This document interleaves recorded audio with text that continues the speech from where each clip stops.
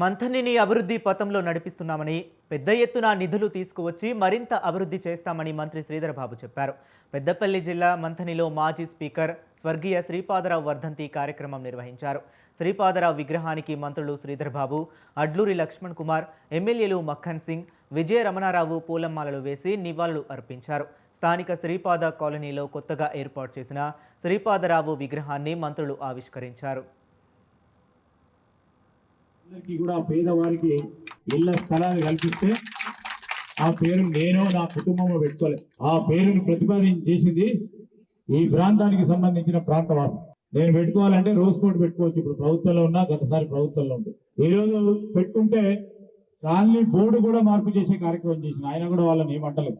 మళ్ళా తిరిగి నేను కోరలేదు ఈ రోజు పెట్టాలని.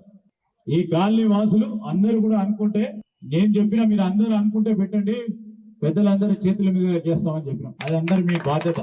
ఈ రోజు వారి ఆశయాన్ని సాధించడానికి చేస్తా ఉన్న ప్రయత్న భాగంలో మా సహచరులందరి మరి సమన్వయంతో వారందరి ఆలోచన మేరకు ముందుకు తీసుకెళ్తా ఉన్నాం. శ్రీపాద కాలనీకి సంబంధించి ఇప్పటికే మొన్న ఎన్నికైన తర్వాత ₹1 పనులు పెట్టినాం. ఇంకా చేసేది ఉంది. పూర్తి స్థాయిలో మోడల్ కాలనీ చేస్తామని ఆలోచన చేసినాం.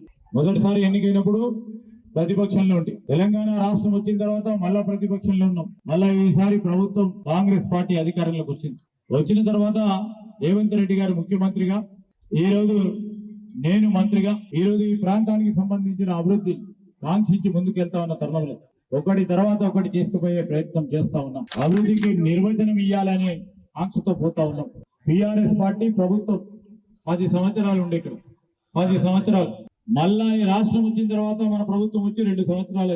కొంతమంది 10 సంవత్సరాల్లో చేయలేని 2 సంవత్సరాలు ఏం చేస్తలేని అడుగుతున్నారు. 2 సంవత్సరాల్లో ఇంకేది చేయాలో చేసే కార్యక్రమంలో ఈ పట్టణానికి రూపం, ఈ పట్టణం పెద్ద ఎత్తున అభివృద్ధి చేయాలనే కాంక్షతో నిధులు తీసుకొచ్చే ప్రయత్నం చేస్తా ఉన్నాం.